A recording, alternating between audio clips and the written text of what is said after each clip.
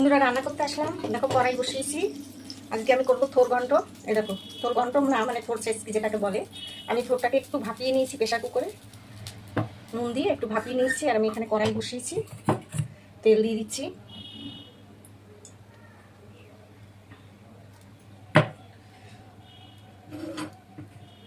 দিয়ে দেবো একটা শুকনো লঙ্কা ফোড়ন।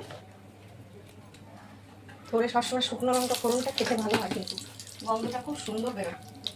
আর দিয়ে দেবো সর্ষে ফোড়ন। তোমরা চাইলে কালো জিরেও ফোড়ন দিতে পারো, কিন্তু সর্ষেটাই বেশি ভালো হয় খেতে। আর এই সর্ষে আর লঙ্কাটা যখন ভালো সুন্দর একটা গন্ধ বেরোবে পোড়ার পরে, তখনই দিতে হবে। আর আমি থোরটার মধ্যে আমি একটু নারকেল দিয়ে করবো। আমি এখানে নারকেলটাকে মিক্সিতে বেটে নিয়েছি, ফালা তুলে বেটে নিয়েছি ঝুড়ো এই যে। এবার আমি কিছুটা নারকেল আমি দিয়ে দিচ্ছি। আর দেবো না, নারকেলটা একটু হালকা ভাজা ভাজা হবে, তখন আমি থোরটাকে দিয়ে দেবো।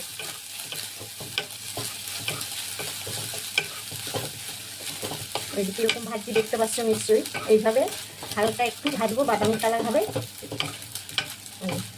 আর একটা সুন্দর গন্ধ বেরোচ্ছে যে নারকেল ভাজা, নারকেলের যে কাঁচা গন্ধটা ওটা চলে যায় আর কি ভাজলে। এবার আমি থোরটাকে দিয়ে দেবো।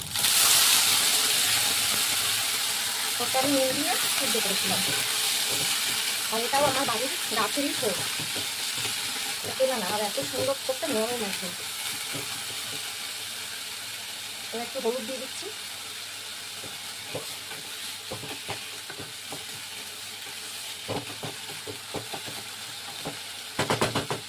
এবার আমি একটু ঢেকে দেবো, ভালো করে একটু সিদ্ধ হবে।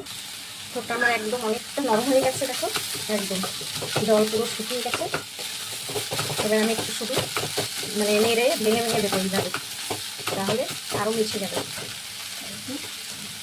মিষ্টি দিয়ে দেবো 1 চামচ।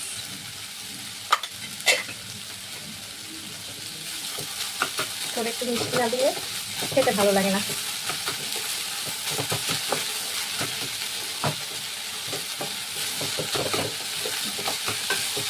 রান্নাটা এমনই যে একটা খারাপ জিনিসে যদি তুমি জুটজাট করে রান্না করো, এটা দিলেই ভাত খাওয়া হয়ে যাবে, এমন মানে কায়দা। সব কিছু হচ্ছে নিজের হাতে।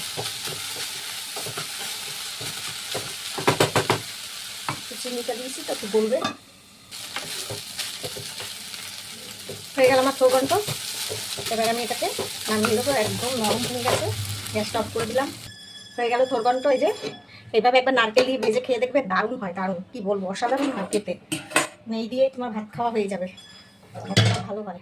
ঠিক আছে, ভালো লাগলে ভিডিওটা লাইক কমেন্ট করে দেবে, শেয়ার করে দেবে। আর সবাই ভালো থাকবে, প্রচণ্ড গরম পড়েছে।